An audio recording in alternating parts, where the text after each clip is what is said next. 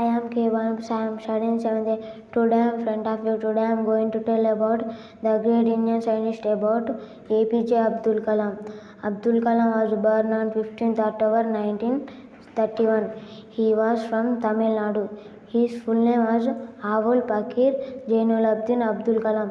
He was an aerospace scientist. He is also called Missile Man of India. He awarded the Bharat Ratna Award in 1997. In his life, he wrote a lot of books. He became the 11th president of in India 2002. In life of inspiration for the students. He died due to cardiac arrest in 2015. Thank you.